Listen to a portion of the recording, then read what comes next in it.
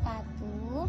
Halo teman-teman, kami dari kelompok 3 akan membahas tentang hasil wawancara kita dalam stratifikasi sosial di organisasi JBZ Jabar Bergerak Zilenial.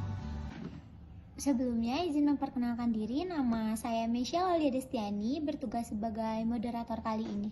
Dan ada 4 rekan saya, yang pertama ada Refil Nur Fadilah, yang kedua ada Rafaifa Aziza Mutmainah, yang ketiga ada Windy Fitriani, dan yang terakhir ada Farid Hasan. Pendahuluan dan kesimpulan akan dibacakan oleh saya sendiri. Ada definisi dan identifikasi yang akan dibacakan oleh Rafaifa, dan ada bentuk dan tingkatan akan dibacakan oleh Didi. Yang terakhir ada dampak positif dan negatif analisis hubungan sosial yang akan dibacakan oleh Farid. Di sini saya akan membacakan pendahuluan yang dimana ada latar belakang dan rumusan masalah. Stratifikasi sosial adalah suatu sikap manusia untuk menyikapi manusia.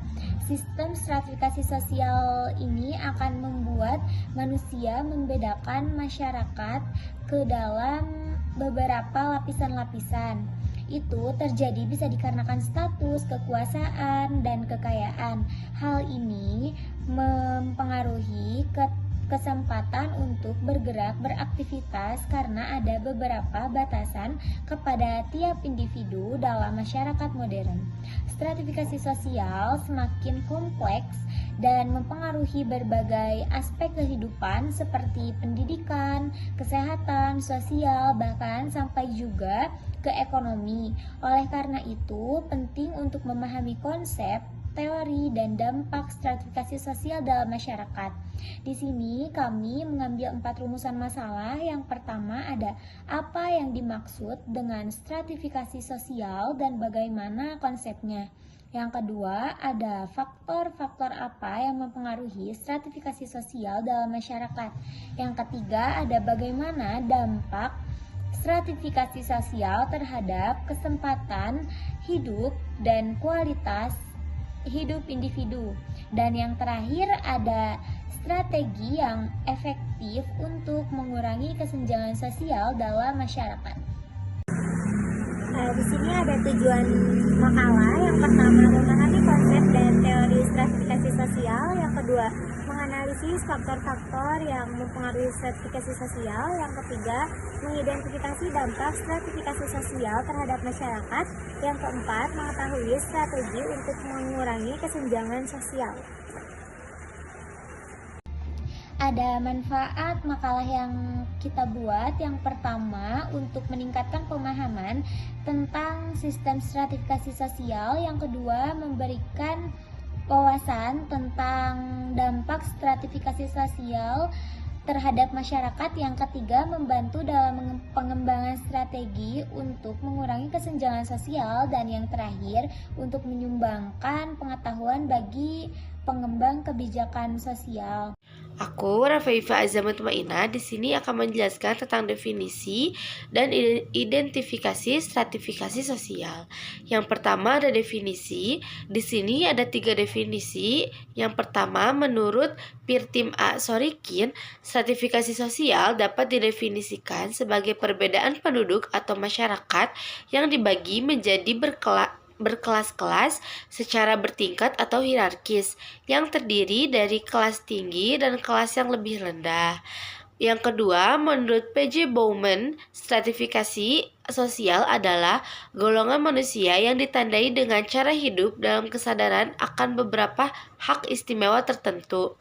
Dan yang terakhir, yang ketiga, menurut Selo Sumarjan dan Sulaiman Sumardi, stratifikasi sosial adalah selama terdapat sesuatu yang dihargai, maka dengan sendirinya pelapisan sosial tersebut terjadi. Selanjutnya, aku bakal bahas identifikasi stratifikasi sosial. Pada penelitian kami, kepada organisasi JBZ, Jabar Bergerak Zilenial, kami menemukan bahwa organisasi ini adalah jenis organisasi dengan jenis sertifikasi sosial tertutup. Hal ini karena mobilitas sosialnya cenderung dibatasi oleh aturan internal organisasi yang lebih mengutamakan senioritas atau masa kerja dibandingkan kinerja atau kompetensi. Dalam sertifikasi tertutup, peluang untuk naik ke lapisan sosial yang lebih tinggi lebih sulit bagi anggota baru atau mereka yang belum lama bergabung. Meskipun mereka memiliki kemampuan yang baik. Dalam organisasi ini, jika ingin maju ke lapisan sosial teratas atau ingin menjadi ketua, harus ada pengalaman dalam organisasi ini, yaitu 1-2 tahun pengalaman di organisasi JBZ. Di sini saya akan melanjutkan presentasi teman saya. Presentasi kali ini saya akan menyampaikan bentuk stratifikasi pada organisasi JBZ. Pada organisasi JBZ ini dianggap sebagai bentuk stratifikasi sosial berdasarkan kedudukan atau jabatan. Dalam konteks ini, organisasi JBZ juga mencerminkan stratifikasi sosial fungsional di mana anggota dibagi dalam lapisan-lapisan tertentu sesuai dengan posisi tanggung jawab atau peran mereka. Sehingga seseorang yang lebih tinggi jabatan atau kedudukannya akan menempati lapisan teratas dalam sistem sosial yang bersangkutan. Lalu ada tingkatan stratifikasi sosial, yaitu dalam konteks organisasi, tingkatan stratifikasi sosial sering dibagi menjadi tingkatan-tingkatan tinggi, menengah, dan rendah, yang merujuk pada posisi jabatan atau hierarki struktural di dalam organisasi tersebut. Adapun struktur dalam organisasi JBZ, yaitu ketua menduduki jabatan teratas, disusul oleh wakil ketua, sekretaris, bendahara. Ini termasuk ke tingkat tinggi. Kemudian ada tingkat menengah, yaitu ketua dari para divisi. Di organisasi ini ada 4 di antara lain, yaitu pendidikan, kemanusiaan, humas, dan media. Dan yang terakhir adalah tingkat rendah, yaitu terdiri dari anggota organisasi. Stratifikasi ini mencerminkan hierarki kekuasaan dan tanggung jawab dalam organisasi dengan setiap tingkatan memiliki peran yang berbeda, namun saling bergantung untuk mencapai tujuan organisasi. Baik, saya di sini akan menjelaskan dampak positif dan negatifnya.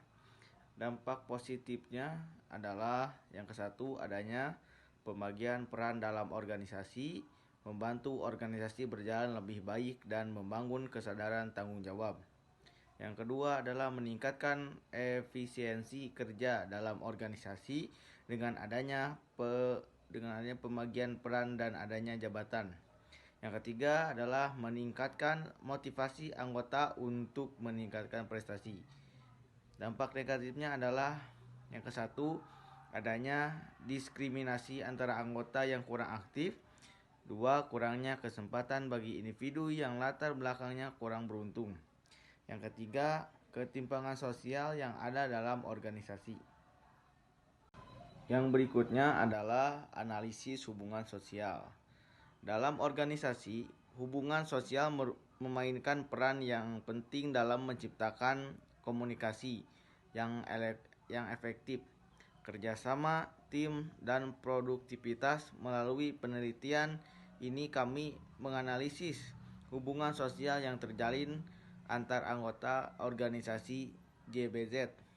Hasil analisis menunjukkan bahwa hubungan sosial yang terjalin antara anggota organisasi JBZ ini tergolong lumayan cukup dekat, walaupun terkadang ada anggota yang kurang aktif dalam organisasi, sehingga sering sekali adanya banding atau pendekatan dengan ngumpul sesama divisi di luar kegiatan organisasi untuk menciptakan kedekatan yang lebih lagi antara sesama anggota. Komunikasi dengan atasan atau ketuanya pun dinilai cukup baik, tidak ada canggung dalam pembicaraan. Selain itu, keberagaman latar belakang anggota organisasi memengaruhi cara berinteraksi dan mengatasi konflik. Kesimpulan dan saran. Kesimpulan, stratifikasi sosial dalam organisasi Jabar Bergerak Zilenial dia memiliki dampak yang kompleks meskipun memiliki dampak positif namun juga menimbulkan kesenjangan dan konflik. Oleh karena itu perlu dilakukan evaluasi dan perbaikan struktur organisasi untuk meningkatkan kesetaraan dan keadilan. Dan ada 3 saran. Yang pertama, perlu dilakukan relasi jabatan untuk menghindari kesenjangan. Yang kedua, meningkatkan komunikasi dan transparansi dalam pembagian peran. Yang ketiga, mengembangkan program pelatihan untuk meningkatkan kemampuan anggota. Mungkin sekian dari kelompok kami, kurang lebihnya mohon dimaafkan. Wassalamualaikum warahmatullahi wabarakatuh. Bye-bye.